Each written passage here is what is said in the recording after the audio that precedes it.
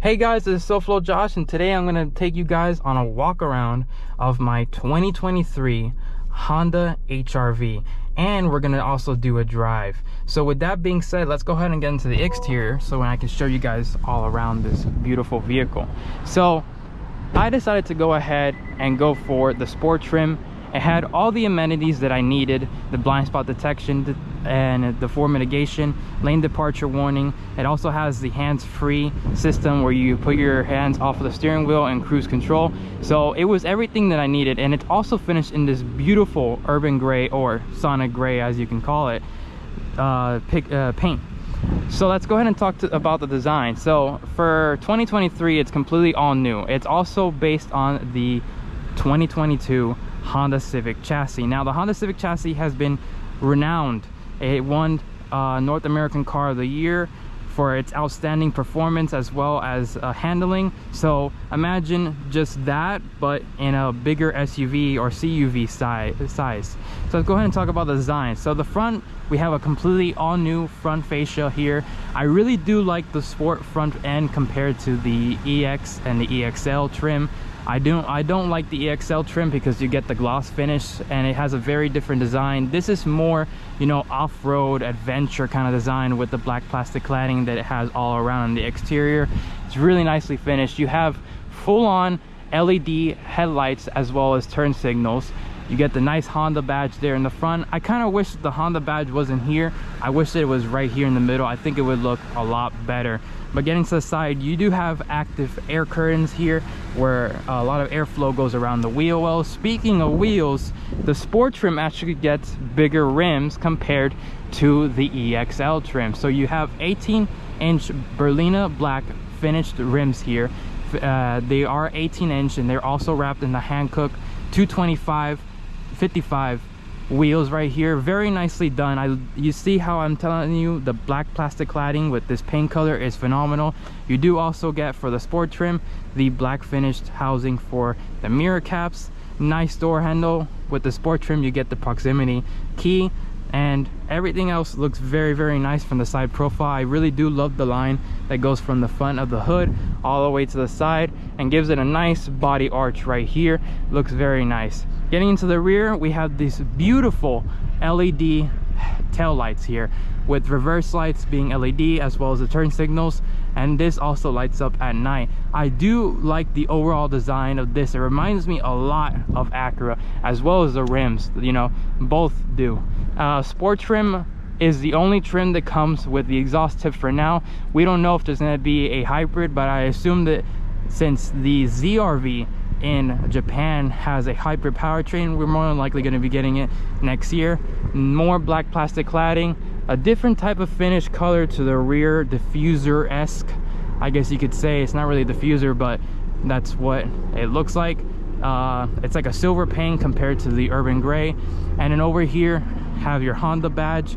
Now the odd thing about the sport trim is that the sport trim gives you a black style sport badge, but it does not give you the HR-V in black or as well as the Honda logos, which I think that was a mismark from Honda. I think they just did that so then you can buy the accessories. You do get your backup camera here. If you went for the EXL, you do get a gloss black finish to the rear, and you also do get sensors, but I didn't really need that. It's a small CUV. You don't really need sensors for a small CUV, especially with this size. So let's go ahead and look at the trunk size since we're here. Now this does not come standard. You have to get this from Honda as a dealership accessory that you install. You actually install it yourself. It's pretty easy, straightforward. You have 3M tape that they give you, and then you put it here, all these 4 tabs. Now the price for this is absurd. Luckily I got a discount from the dealership that I bought it from, which was South Motors Honda. The guy who helped me out there helped me out a lot with the overall purchase of this car. They also gave me this. I don't really like this at all, this all-weather type of style. It shakes too much whenever you're driving, and especially doing spirited driving, you know, driving a little harder. You do have this foam style finish here, and then if you open up here, you also do get a spare down there, which is really nice that Honda decided to go ahead and do that, especially for a CUV. My previous car did not have a spare. You had to fix a flat style finish to it. So let's go ahead and continue, and let's get into the rear seats.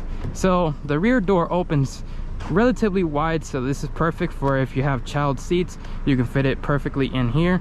And I really do like the design of here with the sport trim having this orange accent all around.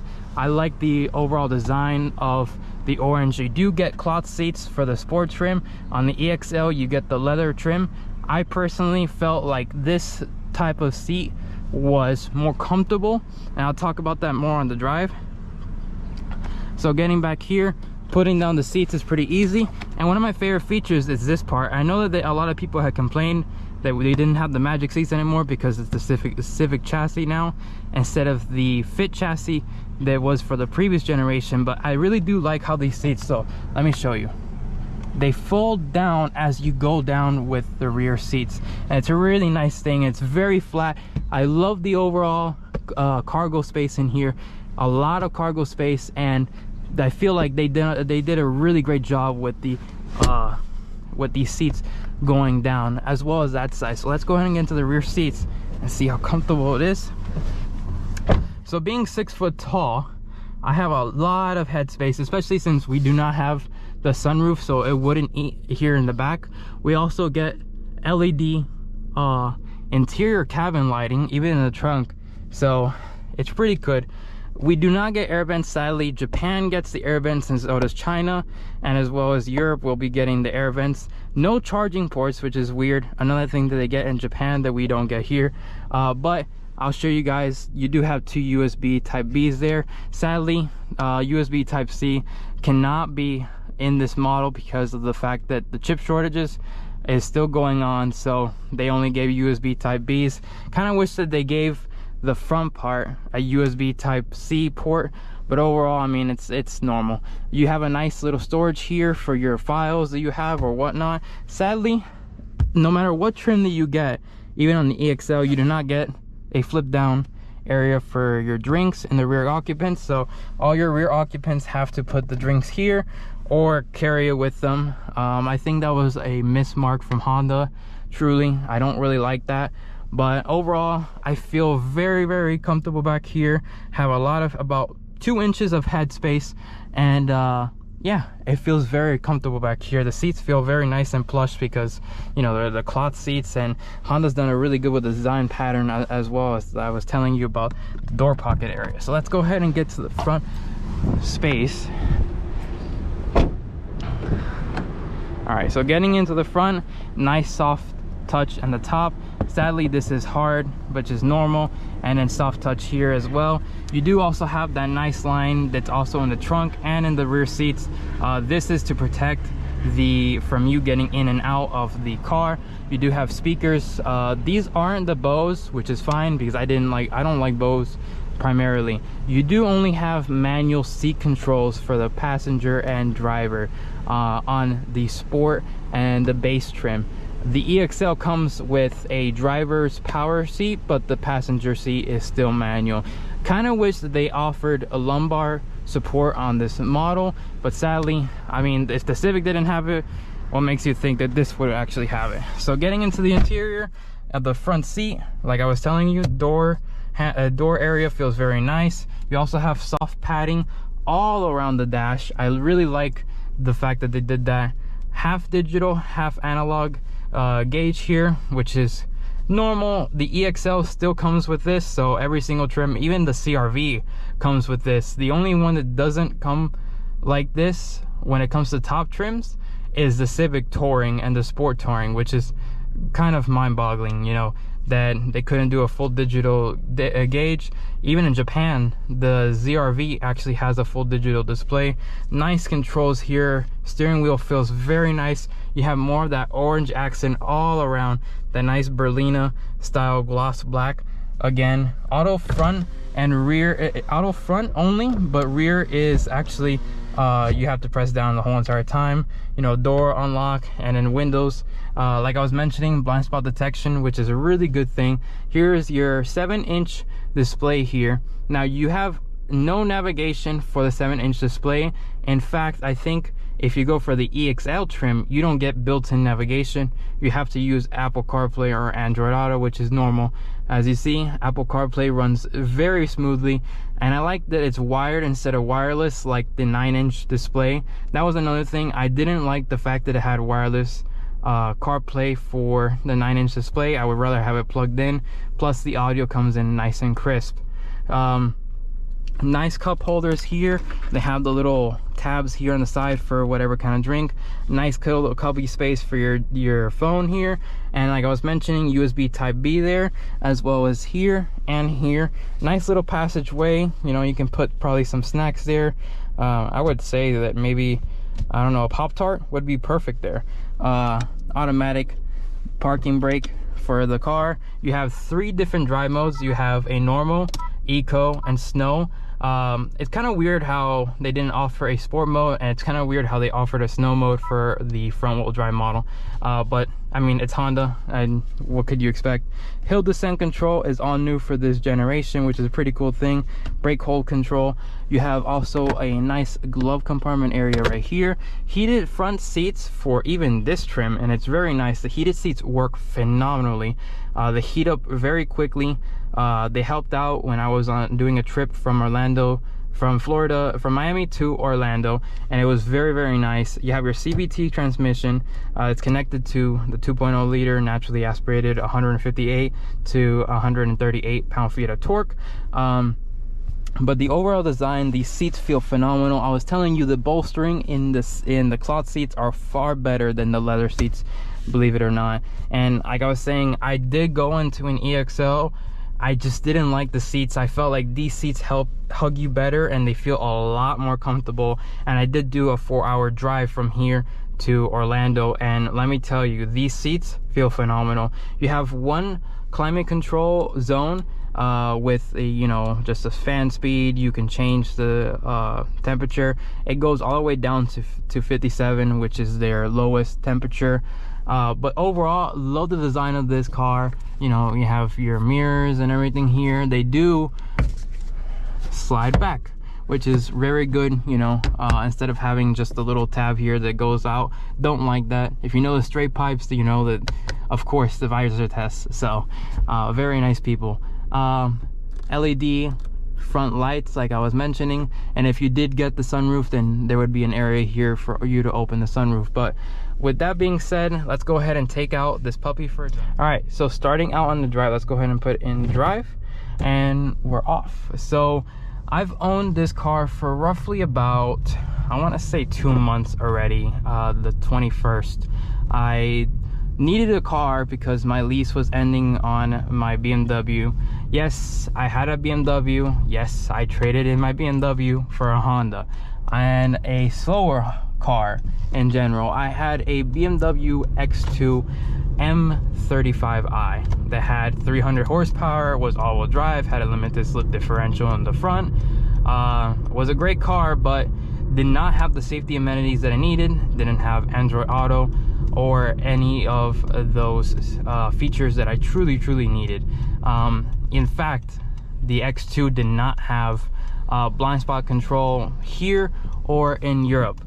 And so since that's the case, I was looking around and I saw that the HRV was going to be coming out.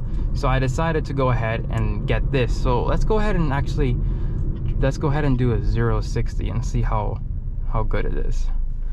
All right, brake torque it.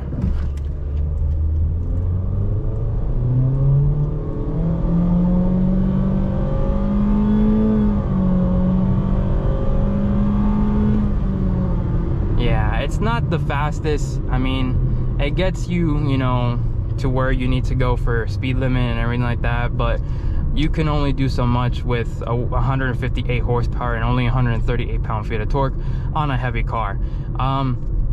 So getting back to why I decided to go for this. First of all, the fuel economy, safety features, and the amenities that this car had. I love the touchscreen in this car, far better than BMW.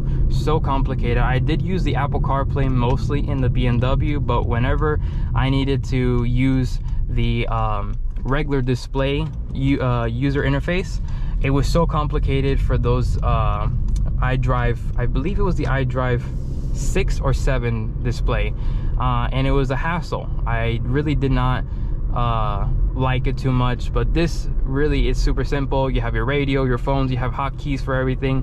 One thing I do miss from the BMW is having presets for your radio, for like the stations that you selected, but of course, I mean, you have to get rid of that because I mean, nobody really does that anymore. Not even BMW is doing that anymore with their newer BMWs, especially with the new iDrive 8 system that they have.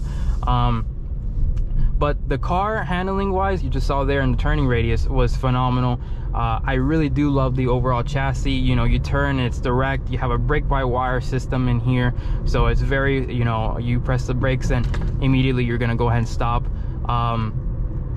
Everything about this car just feels great. You know, the body control, there is a little bit of body roll, which is expected for a lifted you know, SUV or hatchback, as you can say, but it really makes me feel happy. Like, I feel happy with this purchase. I feel like it was a smart purchase to do. These start around $25,000 for the sport trim, of course with markups and everything that everybody's been doing. I did end up getting a markup from the dealership. They were the only dealership that can actually accept my BMW lease in as a trade-in, so the trade-in actually ate up all those markups, which was great. I mean, I got a phenomenal deal on here. My friend over there that helped me out, Oseas, did a phenomenal job of trying to get me into this car. He knew what I wanted, what I needed, and what I was looking for, and was always on top of everything. So I'll put his name in the description. I'll put also his if anything you want to like contact him, he'll help you out. But overall, the car feels great. It's super quiet in here, not that much road noise. When I took it on my trip, when I was on the road, I put on eco mode the whole entire time, and I averaged around 33.5 miles per gallon on the highway, which is pretty good for a car that wasn't broken in yet. Now that it's broken in, I'm going to be taking a trip very soon, a little bit farther from Orlando, but it's going to be a trip that I feel like I can actually test how much the fuel economy will be for when I'm on the highway.